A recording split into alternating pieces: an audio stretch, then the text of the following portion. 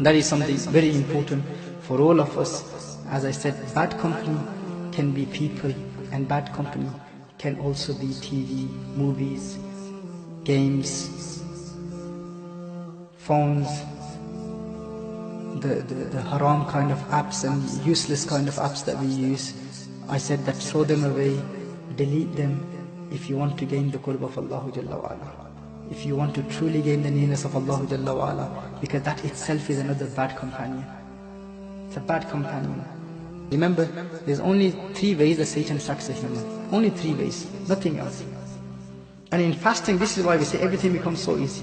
One way of Satan attacking a person is that he attacks a person directly. The Prophet ﷺ said, "Inna shaytana yajri fil insani majra ad-dam," that Satan runs in the human body like blood flows in the veins of a human. Inna shaytana yajri fil insani majra ad-dam. So Satan directly attacks you. He makes you think about haram. He motivates you to commit haram. This is the satanic influence, a direct satanic influence. That's the first way of Satan attacking. The second way of Satan attacking is your nafs.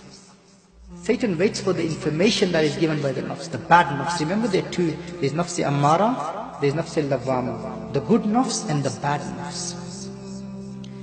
And there's a constant battle taking place between the bad nafs and the good nafs within the human body. When you want to commit haram, remember that's the bad nafs. And then there's another energy, another taqat, another quwwa in you, which is constantly reminding you, do not commit this sin. If you commit this sin, then you will be held accountable. You will be punished in the hereafter.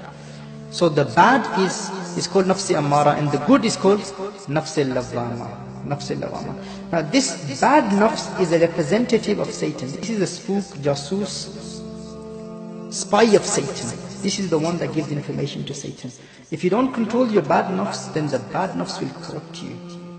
So bad nafs gives information. So that's the second way of Satan attacking a human. What's the first way? Directly influencing the human. The second way? Through the bad nafs. And the third and only way, the last way of Satan attacking a human is bad company. He has no other ammunition. He has no other weapon. In the month of Ramadan, we know that Satan is locked up. So he can't do anything himself. In the month of Ramadan, we all know that Satan is locked up. He cannot attack us directly himself. So he has left a representative in the form of nafs. The Prophet ﷺ said, "O young people, if you have the ability, then you should get married.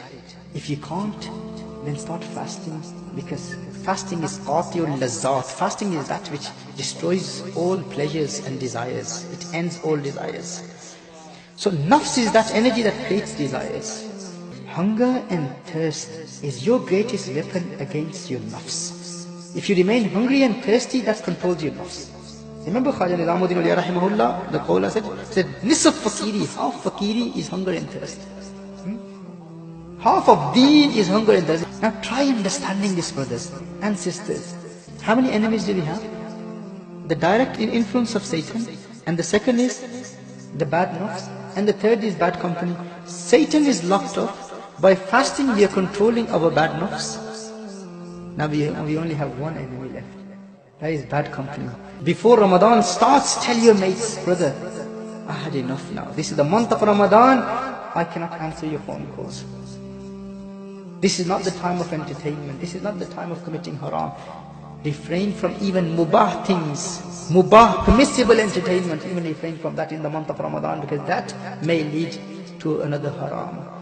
So anyone who calls you for going out, wasting time, tell those people, oh brothers, this is the month in which I will train myself.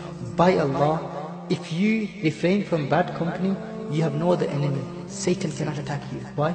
He is locked up. Nafs is in control because of fasting, and you don't have bad company. How will he attack you? There's no other way. There's no fourth way of Satan attacking a person. This is why the Prophet ﷺ said, deprived is the one who is blessed with the month of Ramadan, but is still not given forgiveness. He still doesn't attain salvation.